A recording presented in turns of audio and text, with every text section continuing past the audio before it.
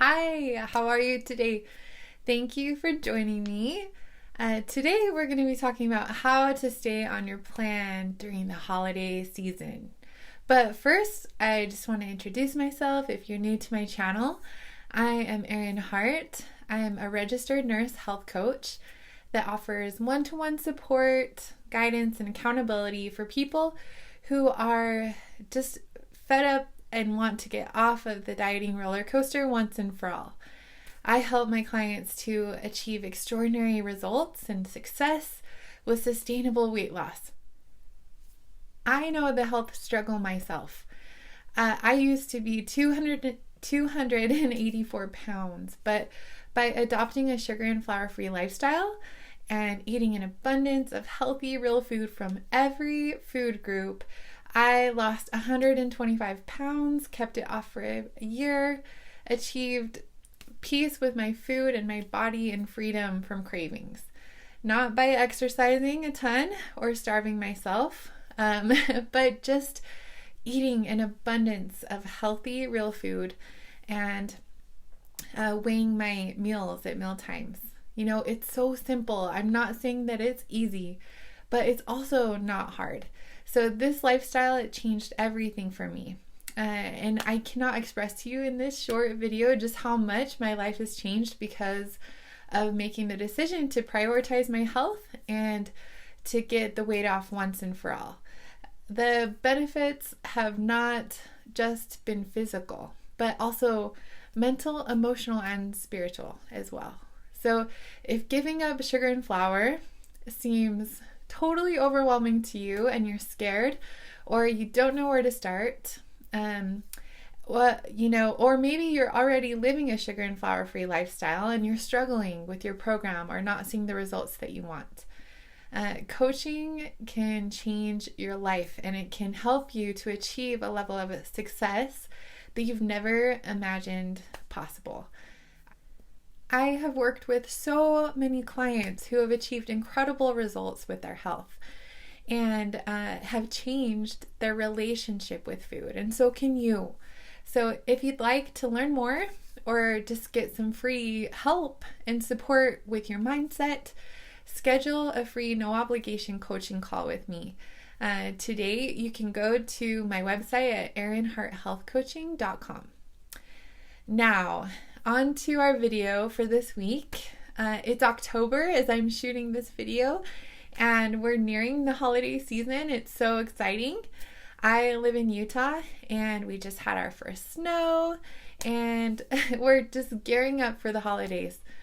I love this time of year, but I remember how I felt a couple of years ago when I was just starting the sugar and flour free lifestyle and I hadn't yet experienced the success with it. It's possible that right now you feel like I did at that time and are dreading this season because of all the potential challenges that you're about to face with navigating how to stay on track with your goals when there's a lot of traditions and triggering food and parties and situations that you just don't quite know how to handle yet. So I can't get into every detail in this short video of how to stay on your plan like I do when I'm coaching my clients, but I do want to give you some hope. I want to let you know that it's possible and it's worth it, and to provide you with some tips to help you to navigate through this holiday season. So why are the holidays such a challenge and why are they synonymous with weight gain? Well, you may have mixed emotions about the holidays. It may be a time of joy and excitement, connecting with your family and friends. But there are also many traditions that involve massive amounts of food. This may be a painful time for some of you who are struggling with loneliness, sadness, and memories of what was or things that you've lost. So wherever you fall on that spectrum, my heart goes out to you. Just be so kind to yourself and be strong. Remember why you're doing this. What is your deep why? It's really time to lean into that. This is a time that it's essential to increase your accountability and expand your support network as much as possible. One of the ways you can do that I have a free Healthy Real Food Facebook community, and it's an amazing place to find help and support. To stay on track with your goals, planning and preparing mentally and physically ahead of time are key components of success. It's time to get back to the basics. So write down your food the night before, make a commitment to someone, and then the next day eat only and exactly what you wrote down. Then follow up with your support person. Weigh your food on a digital food scale with exactness and eat only at meal times. It sounds strict, but it's actually so much easier mentally than trying to moderate and making exceptions, because more begets more, and exceptions lead to more mental food chatter and cravings. I'm talking to you today if you have a history of feeling out of control around your food, if you're struggling with your weight and you just desire to live a healthier lifestyle free from intrusive food thoughts. So if you have big dreams and goals for your life that your health and your weight and your relationship with food are holding you back from, this is who this message is for today. So I'm talking to myself from a couple of years ago when I was in the same situation. Truly, if we want to have permanent, sustainable weight loss, we need to adopt an identity around living sugar and flour free and be consistent in eating on our plan despite special occasions and holidays. Kind of like a vegetarian. They don't just go back to eating meat at parties or on holidays when they're out of town. It's an identity for them. And likewise, we need to adopt the same lifestyle mindset. That this is our identity, that this is not a diet or a short-term quick fix, but a lifestyle. And it's been so helpful for me to draw that line in the sand when it comes to sugar and flour, and thinking of it as a boundary that I just don't cross, like a smoker who doesn't smoke. I am not affiliated with or endorsed by Bright Line Eating in any way, but the book Bright Line Eating by Susan Peirce Thompson was just life-changing for me. I really encourage you to read it or visit their website at brightlineeating.com to learn about the science of food addiction and the power of having clear food boundaries with sugar, flour, meals, and quantities. I really recommend that all of my clients read this book. So if you are a person that can moderate your sugar and flour intake and maintain a healthy weight, I love it, and I encourage you to keep doing that. But I'm really not talking about your situation right now. We are all unique and everyone's plan looks different. So if you want to experiment and moderate during the holidays, I support you. We each have self-responsibility, but as a word of caution, for people who do have a history of feeling out of control around food, I've just seen it time and time again, how that one meal off track can lead to a downward spiral and can lead to months or even years of struggle trying to get back on track with your health goals. So you know your brain better than I, so ask yourself, what is my relationship with food? What is my susceptibility to food addiction? Eating off plan for special occasions can work for some people, but for others, it can trigger that vicious cycle and snowball out of control. So just be careful and not casual with that decision. So if your commitment is to get through the holidays on your plan and stay sugar and flour free, let me tell you, you can do it, and it is so worth it. This is my third holiday season without sugar and flour, and these holidays free from sugar and flour have been the richest and most meaningful in my life. So when you aren't thinking about the sugar and flour, when you've drawn that line in the sand and you've committed to your food plan, you experience this peace and freedom and really enjoy the holiday in a different way. You can focus on the true meaning of the holiday that you're celebrating.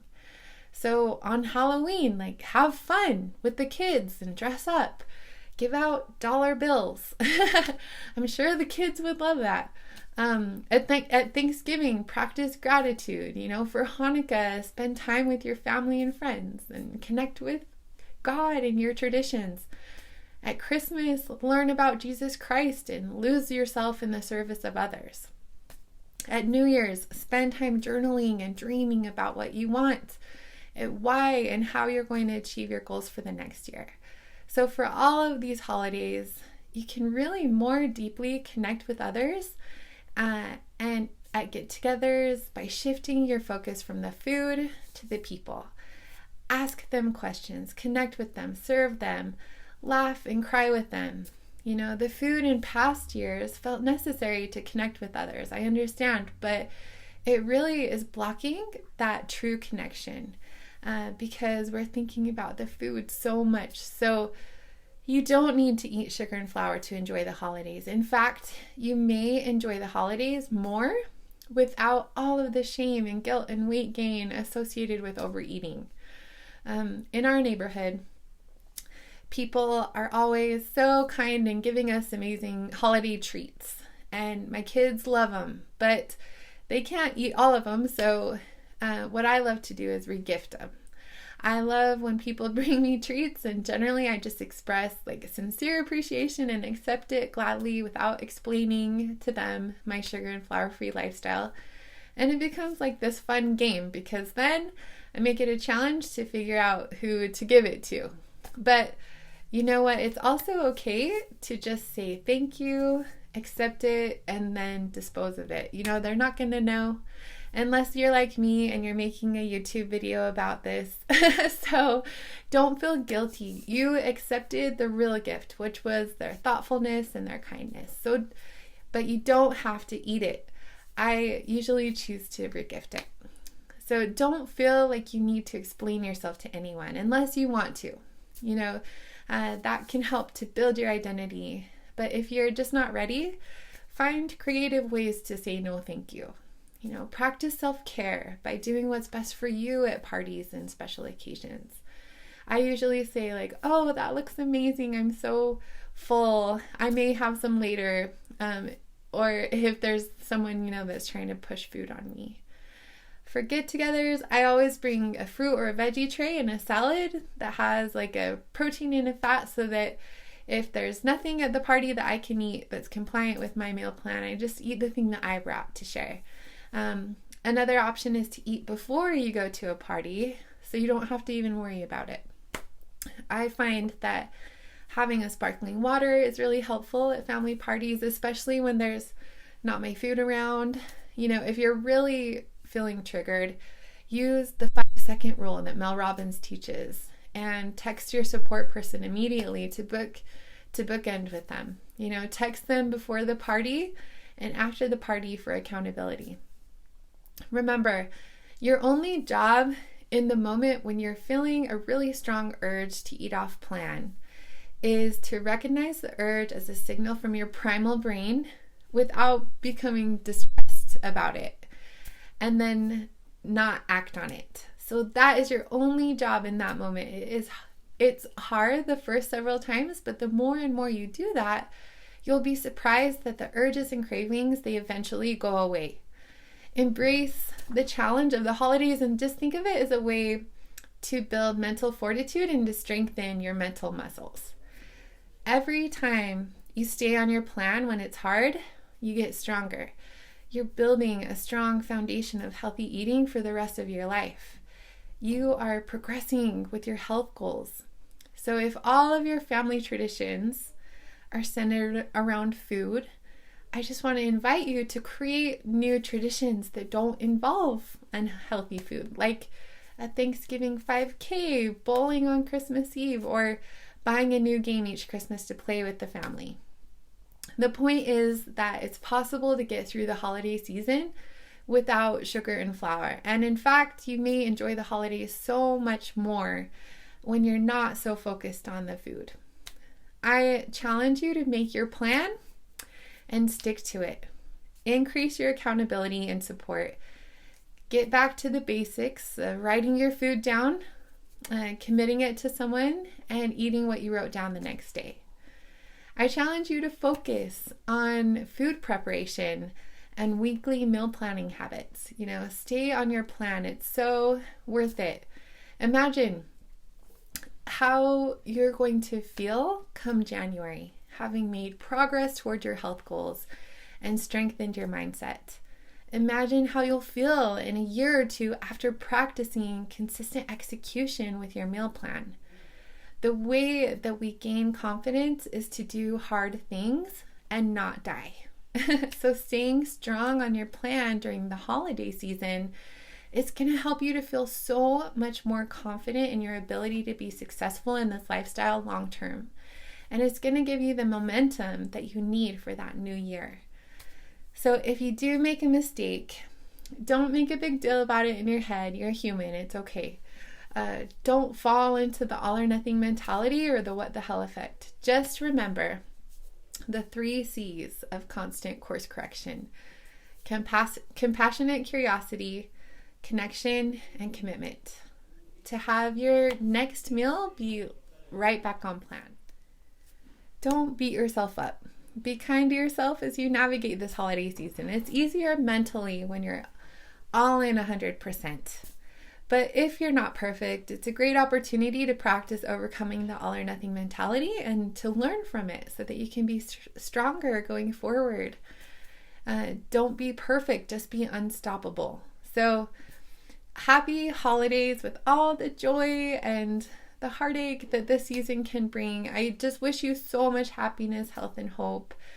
If you haven't already, be sure to join the Healthy Real Food Facebook community to find resources, guidance, support, and accountability to help you during the next few months and beyond. So I hope you have a great week. Take care.